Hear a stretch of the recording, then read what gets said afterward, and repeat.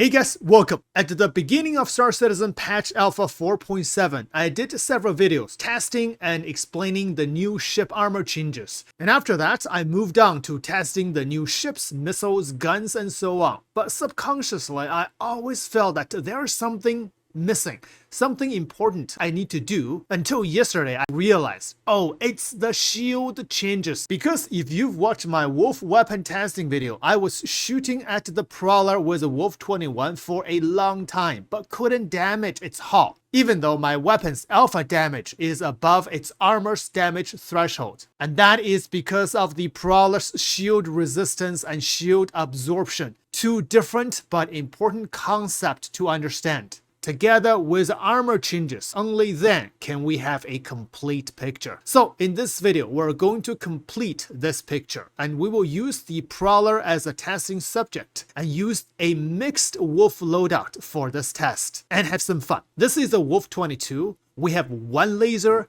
and one ballistic. Now, let's go. The first important change regarding the shield, actually the first two important changes. First, the shield health. And second, the shield regeneration rate. And the shield health here doesn't mean the shield component health, but it means the shield strength that this particular shield provides for the ship. And these two changes are significant because you can already feel it when you do ship combats. So for both the shield strength as well as the shield regeneration for every single shield in-game from size 0 all the way to size 4, they have been increased. But knowing that is not enough because different shields, different sizes and different type of shields, the increased amount are different. So I carefully studied every single shield here. It's a long list in order to give you guys a more accurate information. So here is what I find out. We're gonna look this into detail. Let's start with the size 0 shields. Size 0 shields are for your ground vehicles or hover bikes, which we have only two. One is Castra, one is Pin. One is Industrial C, the other is Civilian C. And for both of these size 0 shields, the increase amount,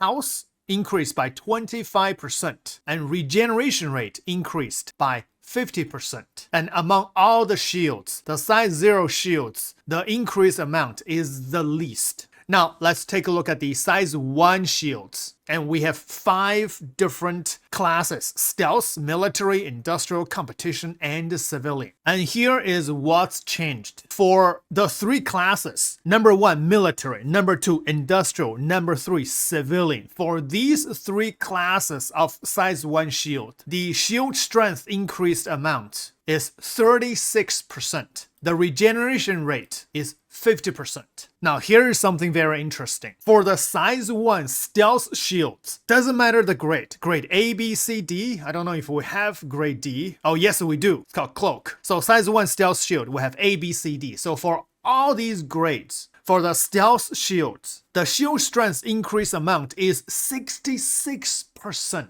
And the regeneration rate is by 82%. So the health and the regen rate of the stealth shields increase a lot more than the military, industrial, and the civilian shields. But also very good because if you want to do a stealth build for your ship, if you put stealth shields, means it's better than before. Just because the shield strength and regen rate is increased and increased more than even the military shields. So this is a very good change for the stealth shields. And now for the size 1 competition shields, for example, this is a Falco, which is competition D. So for all the size 1 competition shields, B, C, and D, we don't have competition A. Their increase amount is the strength increased by 82% and regeneration rate increased by 100%. So it's an even higher increase for the competition shield. Size 2 shields also important. We also have 5 classes. The pattern follows the size 1, but the increased amount is more than the size 1. So for example, the military shields, FR76. Size 1 military shields, health increased by 36%, but the size 2, health increased by 43%. And regen rate, size 1 increased by 50%, but the size 2 increased by 72%. And this is true for all the size 2 military, industrial, as well as the civilian shields, these 3 classes. And now for the size 2 stealth shields, the increase amount is more than the size 1 stealth shields. The health increased by 73%. The regen rate more than doubled. Look at that. Before, for the Umbra, the regen rate is 491. Right now is over 1,000, increased by 110%. And the health was 5,000 something. And right now is 9,350. Wow. And this is true for all your size 2 stealth shields, which we have A, B, C, and D. Isn't that great? Especially for your stealth ships. However, for the size 2 competition shields, it has the highest increased amount among all the size 2 shields. And the size 2 competition shields increase more than size 1 competition shields. For example, the Haltor. The health increased from 4,200 to 8,000, increased by 90%, almost doubled. And the regen rate, it was 348, and right now it's 800. Increased by 130%. But of course, right now we just talk about the increased amount. It doesn't mean that the competition shields will have higher regen rate than the military shields. That's a different story. If you want to know that number, you would have to do your own comparison here. For example, we just use a size 2 grade B. If you want to know which shield has the highest strength, now very simple. Military shields has the highest strength. Second one is a civilian for the size 2, and then is the stealth B. Or you can use grade A to figure that out. And still military, and then civilian, and then stealth, and then industrial. Wow, this is a change a little bit because I think a few patches ago, the industrial shields and the military shields are of the highest health pool. But right now, the industrial shields are least health pool. Instead, the civilian shields has a better health pool than stealth and industrial. Let me check the grade D, which is the same. Oh, actually, no, grade D, military first, stealth second, and then civilian. But usually you don't use grade D. If you have grade A, use grade A. That's the rule. If you don't, use grade B. So for the grade B, size 2, military number 1 for the health pool, civilian number 2, stealth, and then another civilian, industrial, and then competition. So competition still has the lowest health pool. You can also see the regeneration rate. The military is also the best, and then civilian, and then stealth, then industrial, then competition. This comparison is important if you want to choose different shields for your ship. Now, take a look at the size 1, grade A. It's the same. Military first, and then civilian, and then stealth, and then industrial. And now regeneration rate also follows this pattern. Wow. Now move on to size 3 shields. But size 3 shields is very simple and also quite different because we do not have competition nor stealth shields for size 3 and above. Only military, civilian, and industrial. And their increased amount are exactly the same. So for all military, industrial, civilian size 3, the shield strength increased by 100%. It's doubled. Wow. And the regeneration rate more than doubled, increased by 122%. Look at these numbers. The IFR-86, the health was 66,000, but right now is 132,000. One shield right now is like 2 shields before. That's crazy. And regeneration rate from 6,534 to 14,520. Now, this regeneration rate is even more important than the shield health. You can feel the pain of this regeneration rate in combat, or you can enjoy the advantage of increased regeneration rate in combat, especially for your size 3 shields, or size 3, I mean the ships with size 3 shields. For example, the Constellation has one size 3 shields. I did a mini test with the Connie in my weapons test. I was using laser to shoot at the Connie, and in my videos, I often say that one of the disadvantages of using laser weapon if you're doing these missions solo is that you have to constantly keep pressure on the enemy shields. Because size 3 shields are quadrant shields, so they have 4 different phases. You're gonna have to keep shooting at the specific phase of the shield, keep supplying pressure before it can regen. For example, you took down Connie's shield. You wait for about 3 or 5 seconds. It really depends on the regeneration time because different shields will have a different damage delay, which is here. For example, this military D shield, the damage delay is 7.7 seconds. So after the last bullet, you hit the shield. After 7.7 seconds, the shield will start to regen. But if you took down the shield, it will take 15.3 seconds to regen. So 5 seconds, if you're not shooting at the constellation's shield, then it's gonna regen, and the regen rate is this fast. It's like 1 or 2 seconds. The Kangni can just restore all its shield, and then you have to do all the work again to strip his shield. So that is a constant pain in combat with laser weapons. But of course, if you're flying a Kangni or a capital ship, then you will reap the benefit of the faster shield regen. And this change is very significant because it really changes how we do combat. You probably will bring a friend if you are going to attack the bigger ships, and you have to communicate very well. Okay, I need to recharge, and then you keep shooting at the rear shield of that particular ship, and then switch, and then switch. Then you can be more effectively at taking down enemy ships. So that's the size 3 shields. And now for the size 4 shields, the shield health for the in-any jump increased by 67% from 270,000 to 450,000, and the regen rate increased by 88%. Oh, this is good for the in-any jump. And the next size 4 shields are for the Polaris, which the shield strength increased just a little bit by 25% from 648,000 to 810,000, but the regen rate increased a lot by 82%. Now checking the size 4 shields for the Aegis, the shield health increased by 25%. A little bit. The shield's regen rate increased by 82%. That's increased a lot. So they made these capital ships and bigger ships, more expensive ships, more tankier than before. Just from the shield's perspective. Of course, the armor deflection threshold, and that is a different story. So that's why I say the shields and the armor, when you put them together, you can get a full picture. But the picture is not complete yet, because the next factor is also very important, which is the shield's resistance.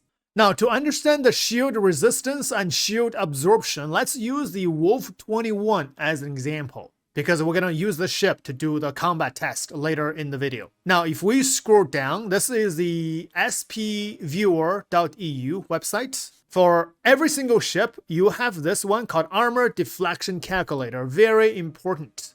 If I choose a ship, we're going to use the Prowler as the example. Now, one thing very important is here, additional damage data. If you click here, you will understand these numbers.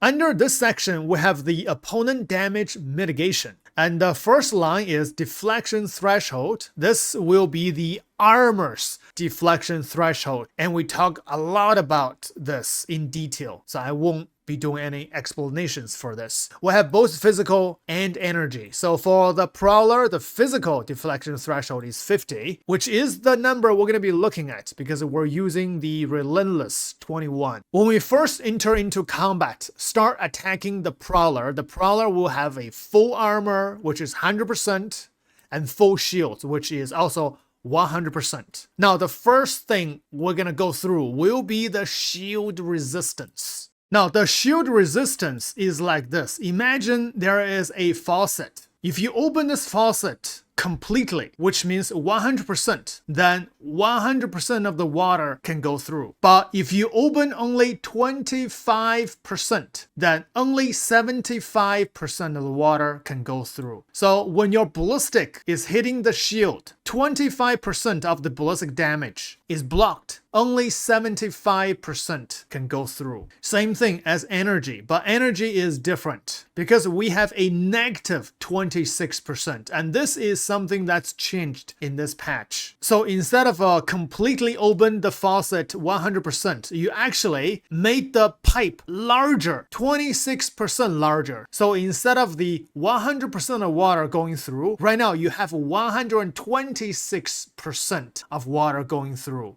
So that that means the energy weapon will damage the shields even more than the ballistic weapon. And in terms of the distortion, this hasn't changed. So 95% of the water of the distortion is blocked, only 5% of distortion can go through. Now, in terms of this number, the shield resistance against energy weapon, this number changes when you do different shields. For example, a military shield, FR-76, military grade A, the energy damage is increased by 10%. Now, full stop, military grade C is increased by 12%. So the order regarding the energy resistance is this. Military is the best, and the grade A is best of the best. And then will be the civilian, especially civilian A. And then third is industrial. And then fourth will be stealth. Last will be the competition. And that makes sense because military shields will have a much better resistance in terms of the energy. But in terms of the physical, we're going to be talking about right now, they're all 25, no difference. So back to the wolf against the prowler, the physical shield resistance, 25. So right now, 75% of the ballistic damage is going through. However, we also need to understand the shield absorption. So to understand this, you can think of shields as two layers. The first layer is the shield resistance. And the second layer will be the shield absorption. And your bullet damage has to pass through the second layer as well in order to damage the armor of the ship and then the hull. So basically what's listed here, you can just think of 5 layers. Shield resistance, layer 1, shield absorption, layer 2, and then armor, layer 3, hull, layer 4, and then 5, component penetration, if you can hit it. So now we're at the second layer, shield absorption. Look at here, the energy absorption is 100%. The distortion absorption is also 100%. So you can think of the second layer as a sponge. And this sponge can absorb 100% of the energy damage. So no leaking, everything is absorbed. Same as a distortion. So no distortion or energy damage can pass through the second layer. However, in terms of the physical damage, this sponge can only suck up 45% of the water. The other 55 will leak through. Now here is something very important. After your ballistic bullet passed through the first and the second layer, your damage has been reduced. So your alpha damage has been reduced. And that alpha damage has to be higher than this physical deflection threshold in order to do damage to the armor. Otherwise, you won't damage the armor at all. And that is why the Prowler is not taking any damage during my previous test. Because let's do the math. And that's why we turn on the additional damage data. So the math is here. The first layer, which is shield resistance, only 75% of my damage pass through. We don't have the next number, but if you use your calculator, 63 times 0.75 is 47.25. And that 47.25 of damage has to pass this second layer, which is a sponge, which 45% is sucked up. Only 55% can go through. So times 0.55. And that equals 25.98, rounded up to 26. That's where this number comes in. 26. That's the leftover alpha damage after you pass through those two shields layers. Now compare with the number 50. It's way below that. So that's why here, this is the armor. It says deflected. So 26 is completely deflected. We're not damaging the Prowler even with the ballistic gun. Wow. And now you wonder, what is this number? 21.3. Where does this number come from? This number comes from the second layer, which is the sponge. So what the shield absorption, the sponge does is it will suck up the 45% of the ballistic damage and apply it to itself. So that is why this 45 is actually the 45% of the alpha damage when your bullet passed the first layer. So that is why your shield is taking this amount of damage, which is really not a lot. 63 alpha turns out to be only 21. But not only that, if we use this slider, the more we damage the shield, the more the shield HP goes down. When the shield HP goes down, you can see the shield absorption capability is going down as well, which means the shield is taking less and less damage. But whatever is not sucked up by the shield will go through the shield and then hit the armor of the ship. This number is going up and up. So this is a dynamic system. Now we keep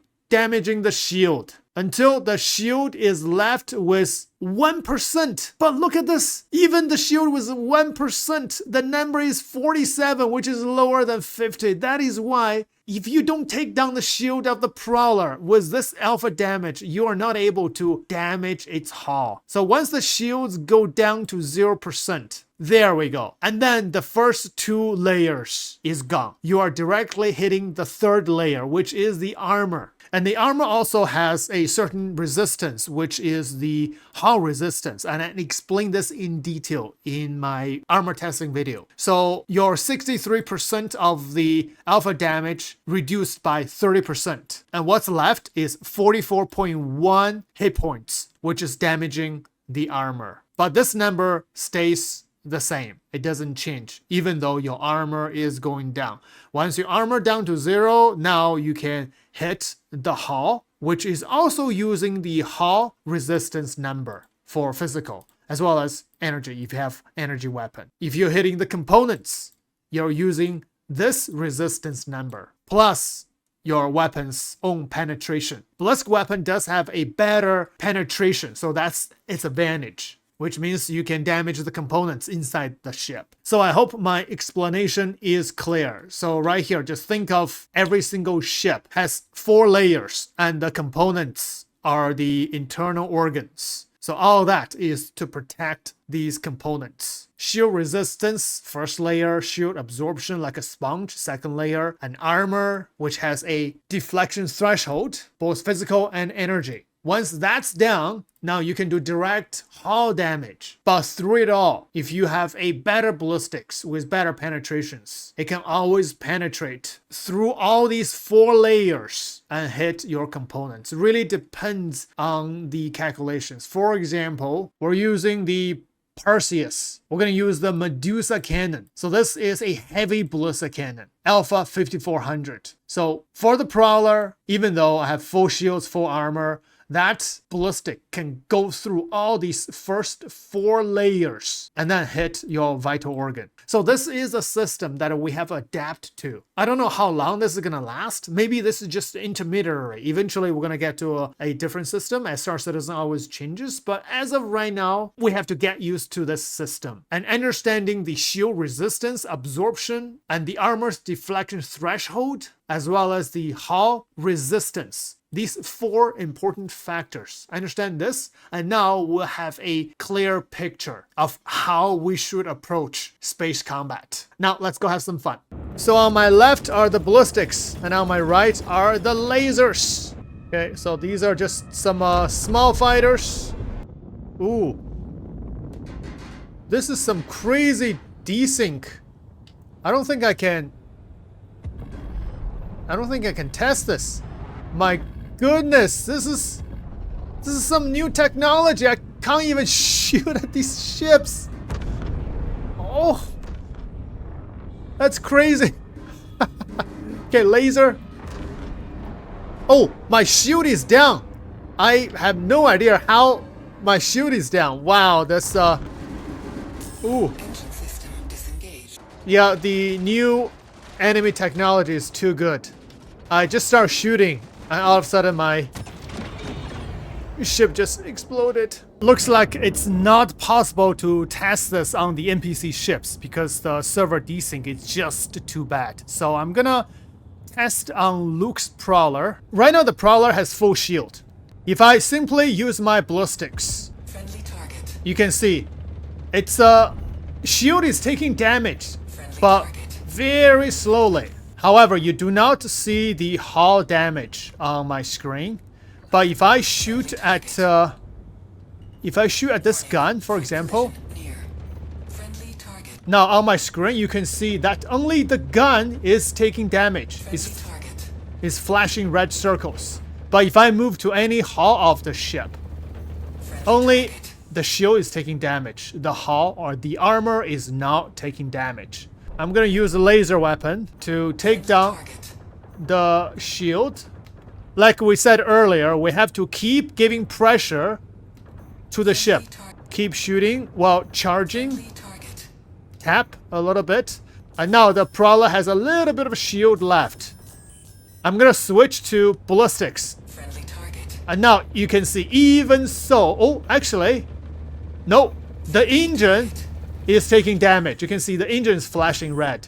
But this hull right here is not taking damage, even with that little bit of a shield left.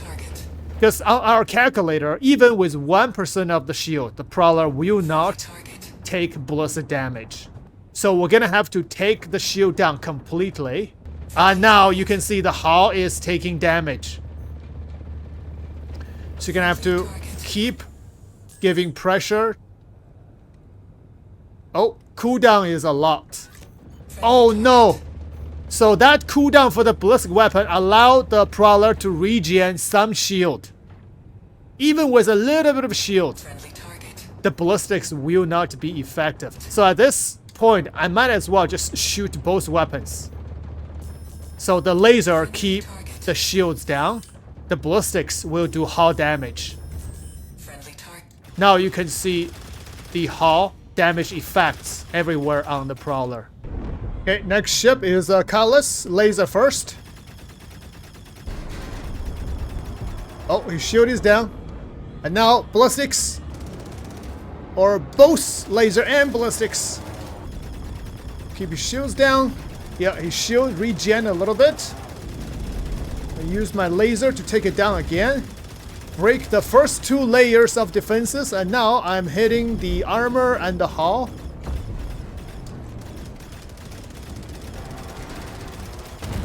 Yeah! Colors down. This is a ion. You can see I shoot my ballistics. Same thing as the Prowler. He's not taking any ballistic damage around the hull. So, yeah, I'm gonna use lasers. Take down his shield first. Okay, his shield is down. Try the ballistics.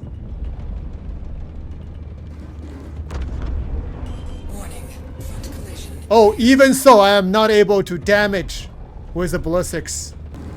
Only the engine part. So this ship is beyond the league of my ballistic weapons. So only the laser weapon can damage it. So a lot of limitations for the ballistic weapons. Especially the ballistic Gatling guns. Not only on the Wolf, but other ballistic Gatling guns. Like the AD-4B, the Revenant. So those have some limitations now in this patch. Oh, didn't see it. Missile got me.